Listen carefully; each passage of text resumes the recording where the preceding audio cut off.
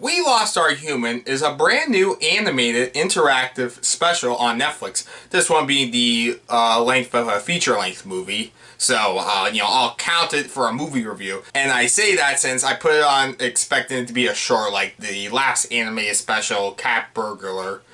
Burglar.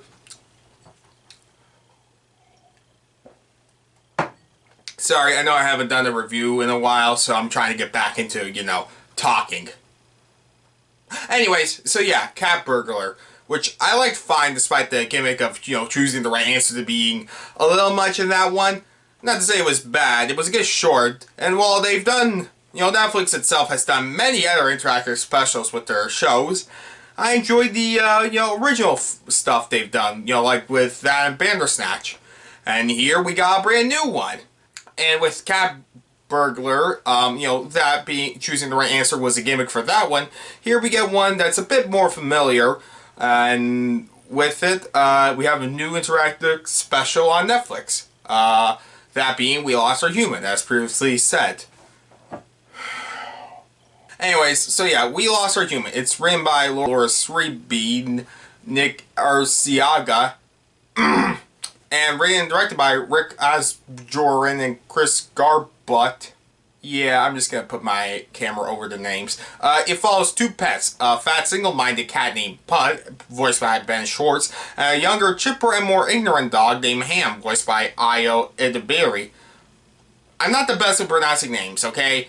Anyways, they both love nothing more than their human, their owner, human, we never find out her real name, but still struggle to connect as a family with each other. All that changes when they screw up the human's work, and the next day, she's gone. And later find out all of humanity as well. And as they learn from a worker of the multiverse who, keeps the multiverse in check, called IT, voiced by Laura Tom, they must journey to find her and find out what else happened to all the humans for them to go away and patch their current relationship as they traverse different worlds and hopefully make the right choices to figure out what went wrong, how to fix everything, and by them, I mean the viewer. The special has a lot going for it, especially its beautiful animation that makes each world stand out, at least from what I see. More on that later. As well as the character design side. If I had to compare it to anything, probably The Amazing World of Gumball, I guess, at least based on the cast design. But speaking of children's entertainment, as someone who is 18 years old, would I recommend it to people of all ages, or just children? I honestly say just children, and while there are definitely many good jokes, my favorite being a cameo from the Creators Air show, the one with the talking sausage. I'm not looking up the name, I never saw that show, I don't know anything about it, I just remember seeing on Netflix the, Pinky Sausage, Pinky Malenky. Dang it, I remembered it! Anyways, but what they do with this character was the biggest laugh I got, so much so I might check out the show if it's actually as dark. But none of the other jokes I heard made me laugh out loud too much or, be memorable. Like, it's been a day or two now. And off the top of my head, not really. And it will probably make kids laugh more than adults. But I can see parents with children watching it and choosing it, together as a family thing. Like, for a family night, they can choose together what options to take. It'd be a good time for them to have. Now, this is an interactive special, and the interactivity of the special is also fine, with it feeling like the choices made in the moment feel like the possibilities are endless. Though, going back, it can become more clear. It's not as expansive as it seems. There's a specific choice made that separates the characters, and when one character is supposed to admit a mistake he made, I made him admit it, but afterwards, nothing made the character be consistent about making this choice. It feels like, while there are many different ways to see the story expand, it becomes clear it still needs to reach certain scenes so the special has a definitive ending regardless of the choices made.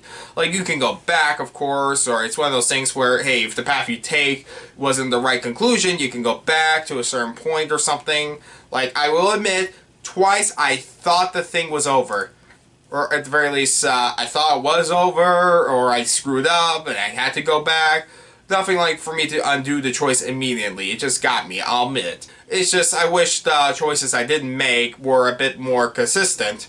Because it's like, you choose this, so it has to impact the rest of the story. But, some choices, it's like, in the moment, it seems like it would impact more than it should. But really, I could have done the exact opposite choice, and the scenes following would have been the same regardless. I mean, that could be said of, you know, most interactive specials. And while I could wish for a bit more, I'm not going to deny all the great things about this one. The animation is beautiful, the jokes hit more time than it misses, and while this is nothing special or that memorable, I can see kids and even some adults get more out of this than I did. I certainly will say I wanted to see how it ended, and that's thanks to Ben and Ayo's fantastic voice work, making me really care for the main characters and wanted to see them make amends, even if this is definitely one of those situations where it's about the journey and not the destination.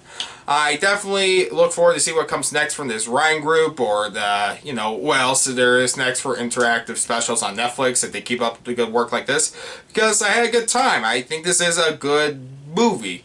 You know, for lack of a better way to describe it, because, you know, it's an interactive special. I can easily recommend it.